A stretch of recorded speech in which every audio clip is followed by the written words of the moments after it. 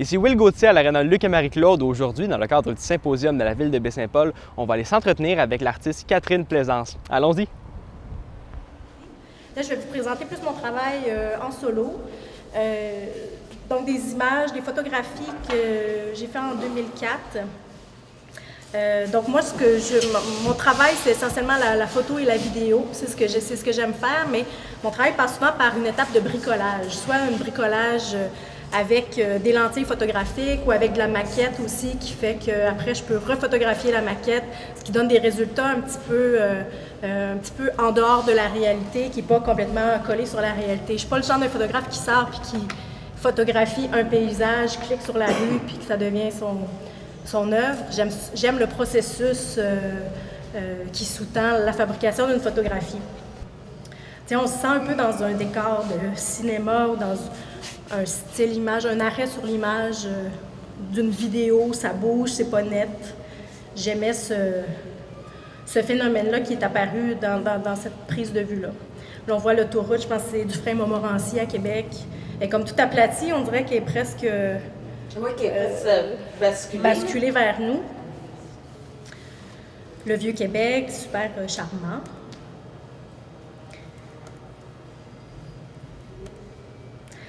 Un autre projet photo qui est différent, c'est avec un artiste, Christian, qui était aussi mon amoureux à l'époque. On a fait un projet qui s'est appelé Les baisers de résistance. C'était comme un peu un prétexte pour amener, c'est ce qu'on aimait se dire, on amenait comme de l'humanité et de l'amour dans des lieux très déshumanisés. Donc on courait les dépotoirs, on courait les endroits comme une allée de Dollarama, y a quelque chose de plus plate et déshumanisé que ça. Fait qu'on allait, puis on s'embrassait dans les allées, puis on se photographiait, puis ça faisait des photos qui sont poétiques, qui sont, comme ça, là, un peu trash aussi, là. Mais c'est une série de photos que j'aime bien aussi dans un grand entrepôt de billes de plastique emballées dans du carton. Ça parle aussi de l'industrialisation, tu sais, ça c'était une cour à bois immense, c'était des bûches et des bûches à n'en plus finir. Fait, on est allé s'embrasser là aussi. AEW. Au Costco, dans l'allée des Pins, en tranchée. Dans un scrapyard, cour à scrap. Un autre dépotoir de gros objets. C'est une série qu'on a exposée à plusieurs endroits, là, dans des festivals, dans des biennales, sur le thème de l'amour, de la rencontre, ce genre d'endroits-là. Un autre projet, ça, c'est pendant Art souterrain. Art souterrain, c'est à Montréal, c'est un événement qui a lieu à tous les février, puis c'est dans le Montréal souterrain, en fait, place Ville-Marie, centre des congrès. Donc moi, j'avais fait une œuvre, je ne sais pas si on la voit bien ici, mais en fait, c'est une photographie qui est collée dans des vitres, dans des portes vitrées. Puis c'est une photographie d'eau, comme une rivière qui coule. Oui, en bas, on la voit un peu. Fait qu'en fait, je suis allée sur place, j'ai photographié les portes vitrées avec le couloir qui continue de l'autre bord de la porte. Et j'ai accolé à ça, dans un logiciel de traitement d'image, une photo d'une rivière qui coule. Donc on a l'impression vraiment que si on ouvre la porte, l'eau va nous inonder. Fait que c'était aussi un prémisse, je travaille beaucoup sur la catastrophe aussi, sur les éléments qui peuvent se déchaîner puis qui peuvent avoir un impact sur notre vie à nous, sur notre humanité. Donc ça, c'est un projet qui commençait à germer dans cette idée-là. Une autre série de photos, ça c'était avant que je fasse la maquette, j'avais fait beaucoup de photographies numériques, donc avec Photoshop. J'avais une grosse banque d'images, donc je me promenais souvent dans les villes, quand je fais des voyages, exemple, je suis allée à Cuba, puis il y a beaucoup au Cuba et au Mexique, il y a beaucoup sur le bord de l'eau, des maisons en béton un peu décrépies, toutes brisées. Je prenais ça en photo, puis je me montais une banque d'images, puis je fabriquais des photos. Comme ça, c'est à Cuba, on le voit bien, mais c'est tout un amalgame de plein de bouts de béton que j'ai collés ensemble. Donc, c'est tout du trucage, en fait. C'est à partir de vraies images, mais cette image-là, comme telle, n'existe pas, là.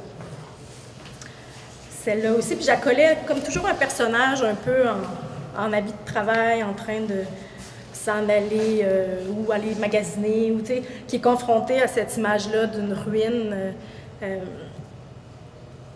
Donc j'aimais ça, le contraste de la personne qui regarde la ruine, puis qui constate, puis j'essayais de faire des espèces de contrastes comme ça.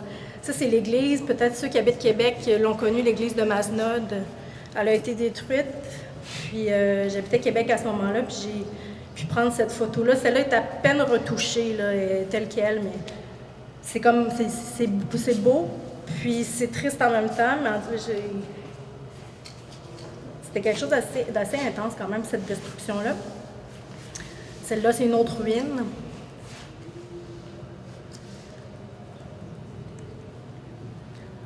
Ça, c'est tel quel, c'est une grange au Québec. J'ai pas fait de retouche sur cette photo-là, mais je la trouvais belle. Ça parlait de destruction, puis de temps qui passe, puis comment on laisse à l'abandon des fois certains buildings de notre patrimoine, en quelque sorte. Une vue d'expo de cette série-là. C'était à la Galerie SAS, une galerie qui n'existe plus maintenant, mais c'était dans le Belgo à Montréal.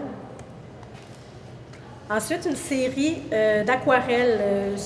Ouais, je fais de la photo, mais j'aime ça faire du collage aussi, puis du dessin, de l'aquarelle. Puis là, ça, c'était des images que j'ai prises sur le web, pour la plupart, mais beaucoup d'images qui font écho, comme là, on reconnaît la petite maison Chicoutimi, la petite maison blanche, après le déluge. Donc, dans cette série-là, ce que j'essayais de faire, c'était vraiment de confronter la douceur de l'aquarelle, du trait de crayon de plomb tout doux, mais avec comme un drame, encore une fois, c'est tout le temps des drames, mes affaires, mais des drames, comme là, c'est inondé. En fait, c'est un stationnement avec des voitures inondées. Encore une fois, ici en Colombie-Britannique.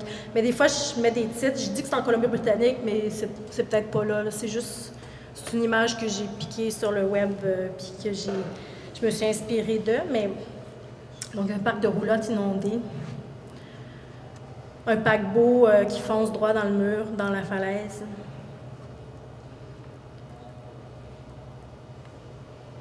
En Inde, une maison inondée aussi.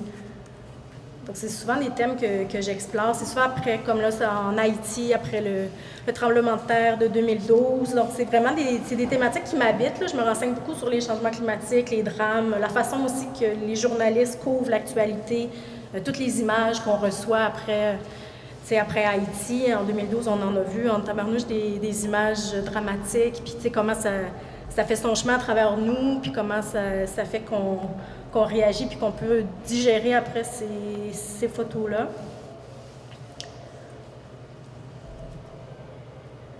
Donc, c'est une série d'aquarelles, c'est des petits formats. J'en ai fait pendant quelques années, puis là, j'en fais plus. Une autre série de photos, ça, c'était mon projet de maîtrise. J'ai fait une maîtrise à l'UQAM. Et puis, c'est là que j'ai commencé à travailler la miniature un peu plus. Donc, j'avais fait une grosse maquette. C'est ça, je m'intéressais un peu à l'accident, à comment on représente l'accident en photographie, dans les médias, dans la presse. J'avais fait une série de photos qui est plus... elle m'intéresse moins que ce que je fais présentement, je trouve, mais elle est plus drôle, elle est plus narrative. Là, on voit une femme avec sa tondeuse en gazon qui n'a pas vu son bébé puis qui va peut-être le tondre.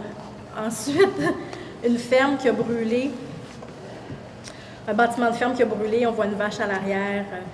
Mais tout ça, c'était une grande maquette. Je vais vous montrer la maquette.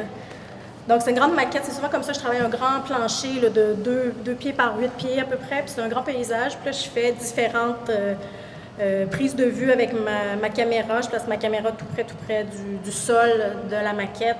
Ce qui fait que la vue a l'air comme réelle. On a l'air d'être dans le paysage quand on regarde la photographie. Ça, c'était à Montréal, présenté à la galerie Simon Blais, dans la petite salle. Puis, il y avait une vidéo. Souvent, je combine des vidéos aussi à mes projets. Donc, cette vidéo-là, c'était à partir d'une petite caméra miniature que je promène sur la maquette. Et puis, on a vraiment l'air... Ça donne l'impression que c'est nous qui marchons dans le paysage. C'était assez trompeur. Sinon, un autre Un autre projet que j'ai fait, ça aussi, ça a duré quelques années, ce projet-là, c'était de faire des désolations, j'ai appelé. C'est des paysages vus d'en haut, mais comme sur un panneau de bois, comme c'est une peinture en fait, mais en un bas-relief. Donc j'en ai fait plusieurs. C'est des vues d'en haut, de paysages qui auraient été dévastés aussi, ou comme un petit bateau abandonné. Il y a différents formats. Celui-là, il est tout petit, tout petit. Il y a des formats plus grands aussi.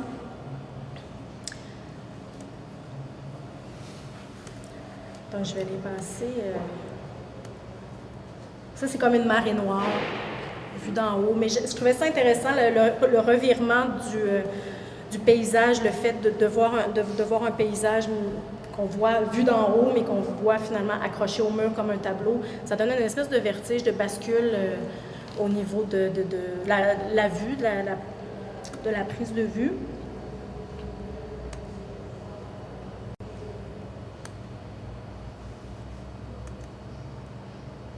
Ça, c'était présenté, toutes mes désolations ont été présentées à la Maison du développement durable à Montréal. Pour ceux qui connaissent, c'est un super beau bâtiment, puis ils font des expositions dans le hall d'entrée, dans les vitrines. J'avais présenté une grande partie de mes tableaux là-bas. Ça, c'est un projet qui est plus récent, 2014, puis ça, là, je suis plus dans la lignée de ce que je fais maintenant. Donc, c'est vraiment, encore une fois, une maquette. Celle-là, c'était une maquette avec des plateaux rotatifs, avec des petits moteurs qui faisaient tourner 3 paysages très, très tranquillement. Donc, j'ai fait des vidéos avec ça aussi, caméra fixe. Et puis, le paysage tourne doucement, puis il y a une fumée. Puis, j'utilise souvent une machine à fumer qui fait avec de la glace sèche, en fait, là, qui émette le brouillard. Comme sur les photos que j'ai dans mon stand, j'ai utilisé cette fumée-là.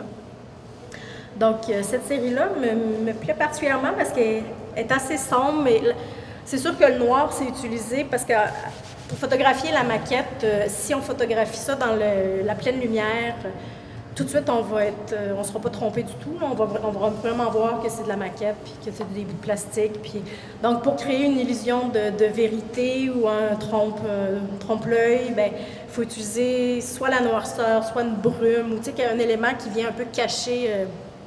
Donc, le noir, je l'ai souvent utilisé. Cette série-là est vraiment photographiée à la lampe de poche, là, vraiment. C'est en longue exposition, peut-être une trentaine de secondes, mon miroir de caméra qui est levé.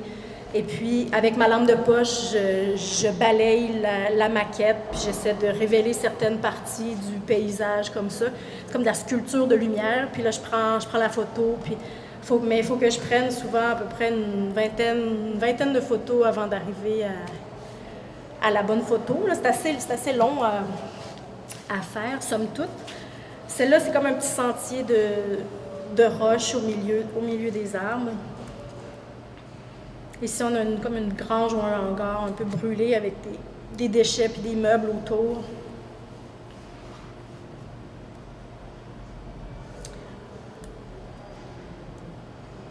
C'est des photos avec beaucoup d'ambiance, beaucoup de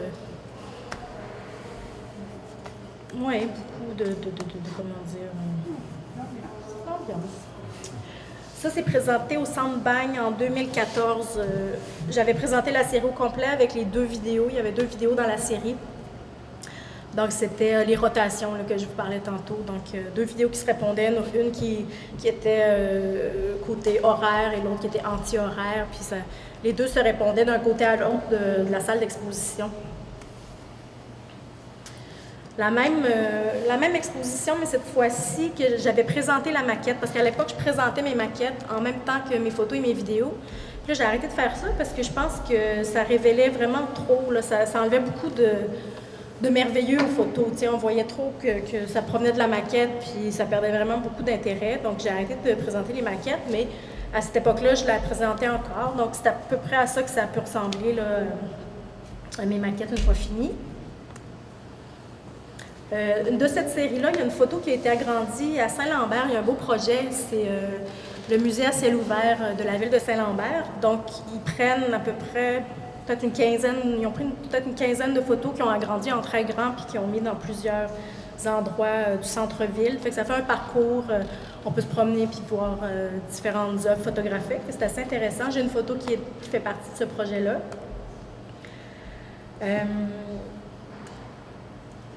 une autre série qui s'est appelée Traversée.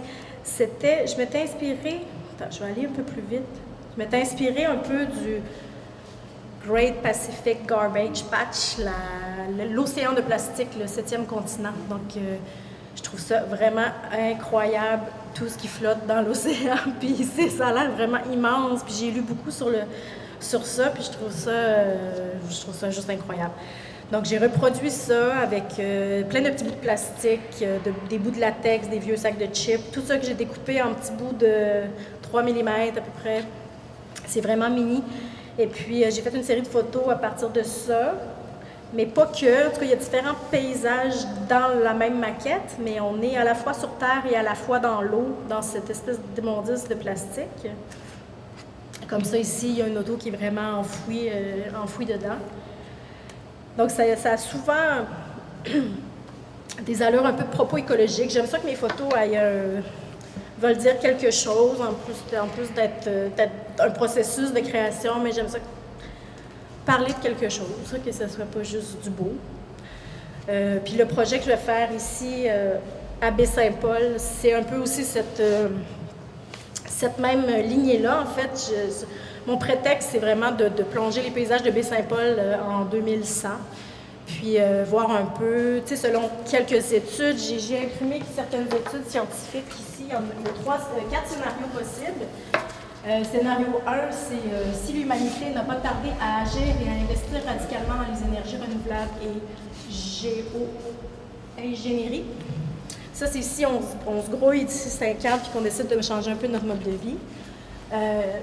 Puis le scénario a été analysé par un spécialiste puis dit que c'est très, très peu probable que ça existe, je veux dire qu'on réagisse suffisamment vite pour...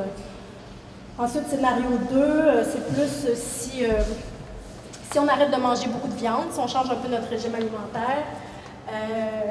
Donc les menaces climatiques qui n'ont pas été prises trop au sérieux, mais le progrès technologique nous a aidés dans le sens qu'on a développé beaucoup d'énergie verte.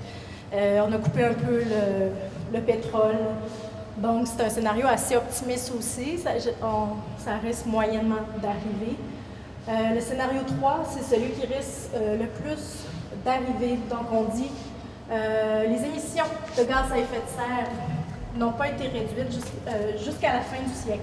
Donc, on va attendre la fin du siècle pour réduire nos émissions.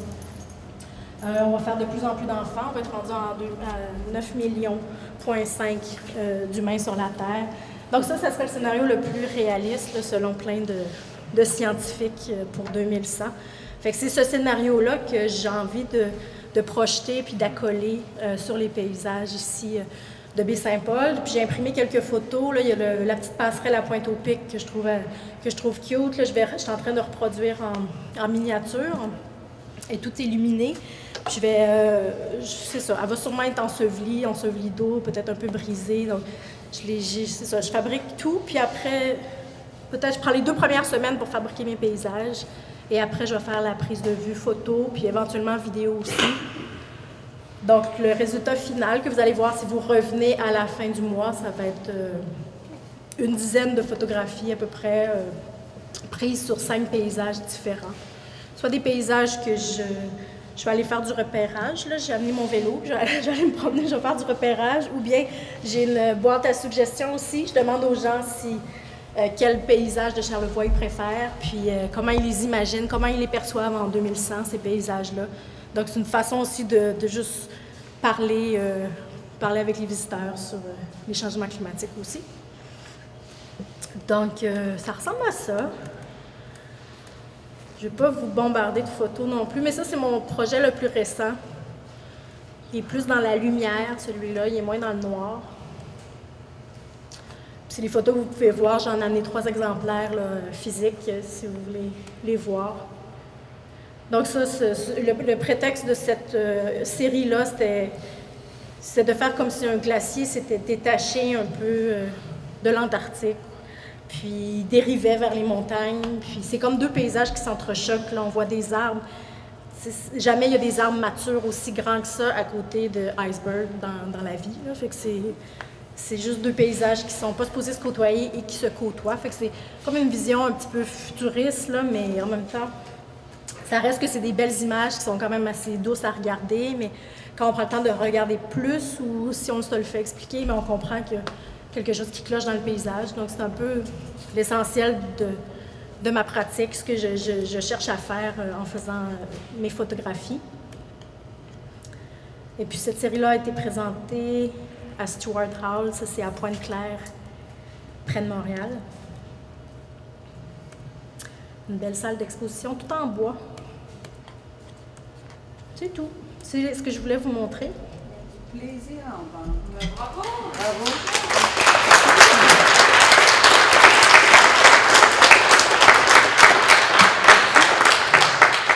Donc maintenant, je suis avec Catherine Plaisance, qui est une artiste qui est exposée au Symposium. Bonjour. Bonjour.